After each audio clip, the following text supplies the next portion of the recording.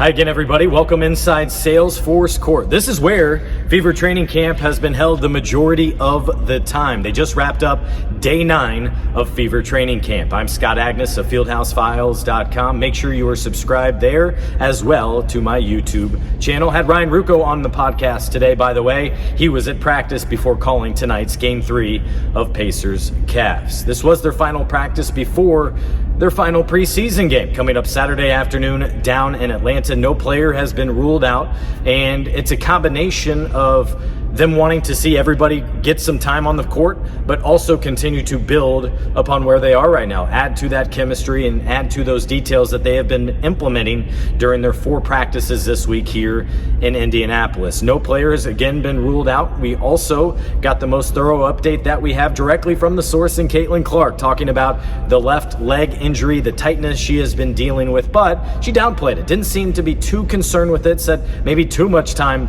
in the gym has been led to it. So you just got to be smart, has to be smart about recovery, but it hasn't cost her any time on the practice floor. We also got to talk with head coach Stephanie White, who updated us before the preseason game, as well as Brianna Turner. Enjoy those conversations. Coach just mentioned you've been limited in practice this week. Just how are you kind of working back from that leg injury?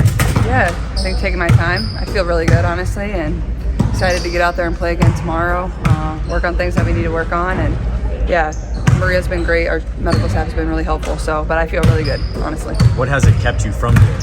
Sorry, what? What has it kept you from doing?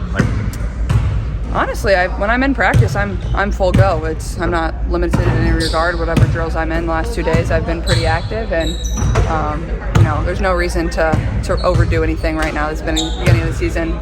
Still don't play here for another week, but the last 2 days have been really, really good for myself. You know where it started? What caused it to? I don't. Probably just a little too much basketball. I think, I love being in the gym, but I think understanding when to be in the gym and, when to recover and things like that. So I think just finding a balance and obviously just getting back into the swing of things. But yeah, it was nothing major or anything like that. A lot of talk in these first couple weeks about everybody kind of finding their role with so many new players being here. How do you feel it's come together over these couple of weeks, and is everybody kind of happy with where it is right now? Yeah, I think we're still on a process of figuring that out for sure.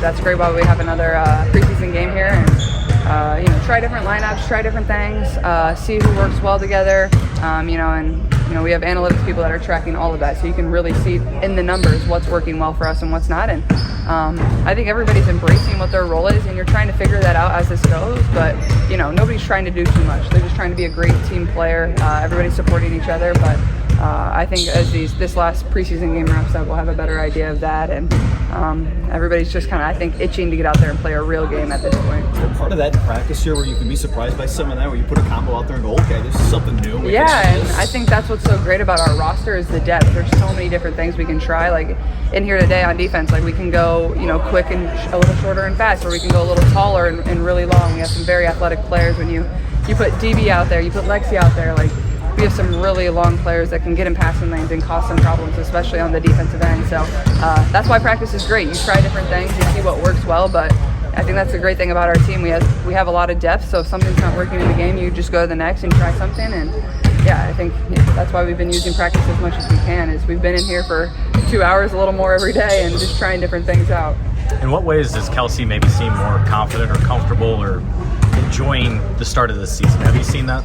Yeah, last year during training camp, it was obviously hard. She was out with a little bit of an ankle injury. So I think now, especially for the two of us, we didn't ever really practice together before we took the court at the beginning of last season. We were kind of just tossed out there together, and she was even limited in our first game. I can't remember if she started or came off the bench. I believe she might have even came off the bench. So we never really had any true time of working with one another, whether that was until the start of the season or Olympic break. So it's been nice in training camp to continue to build that chemistry with her. But I think she's going to see how open things are going to be for her. I think that happened a lot even last year, but now with even more weapons on the floor, with how fast she is, she can get downhill, she makes shots. She just makes it really tough on the defense to pick and choose when to switch and what they're going to do. And that goes for our entire team. With as much depth as we have, it's going to put other teams in tough positions. Your specific on the court impressions of Natasha Howard so far? Yeah, I think Tosh is a player that everybody really, really respects. She's won. She plays both ends of the ball really, really well. She's a little quieter, but you always feel her presence. I think especially on the defensive end, it seems like every single day in practice she comes up with multiple big stops when we're playing live. She's always there. But like I said, I think she's just a reliable player. She's going to do her job. She's going to do it really well.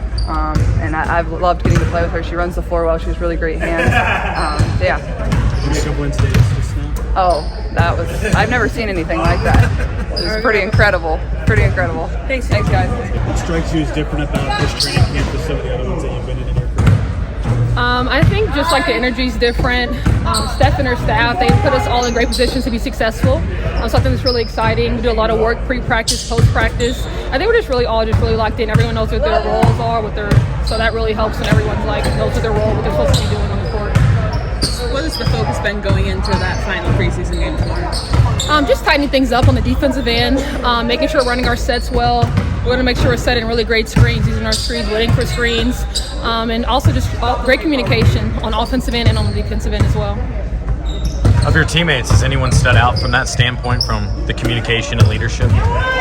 I think a lot of people say about a young team. I think we have a lot of older players. So I think all the vets have been really loud. I think standouts are AB and Sophie.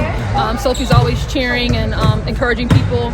AB's obviously been here a few years, and she's always helping pick people up on the offensive end and defensive end as well. So I think it's really helpful when everyone just kind of has their voices collectively as a unit together. What's the attitude about Natasha Howard in the game so far? She told us she wants to win Defensive Player of the Year this year. Specifically on her defense, what have you seen? She's just so active. She can guard, honestly, 1 through 5. She's such a great leader on the court. She knows her stuff. She's been in the league a minute. So I think that's an achievable goal for her, definitely. I like how much you guys are switched or fit in very well schematically to that style. Yeah, I mean, we're all really long and athletic here, and we all have the ability to guard multiple positions, so I think that'll only help us more on the defensive end. When you look into this preseason game, do you view it more as let's get everybody reps, or more this is our final tune-up, let's really try to solidify things? A little bit of both. We want to make sure that we're starting to make reads, that we're starting to hunt matchups, that we're starting to put each other in position to be successful. We're still tinkering with different lineups, trying to figure out, which one's the best that's going to give us the best start, which one's the best unit that's going to finish, which one's the best, like when we're subbing and meshing, what our rotations look like. So we're still going to tinker with that a little bit. Mostly that's probably the way that we're gonna kind of manipulate. But still want to get reps for a lot of people. We still want to build our quality depth and make sure that we know who can be in certain situations in the game. Do you have any plans to hold anyone out? No plans to hold anybody out. Any concerns with Kelsey's finger? She seems fine with it and just playing through it. I forget about Kelsey's finger because she was playing great with it overseas too. I mean, certainly, her shot's a little funky in the way that it releases anyway, and I think that she's learned to protect it. So for her, it's like she's efficient, she's effective. Until she starts complaining about it hurting, no concerns. How have you seen her kind of work back from that in these few weeks with the?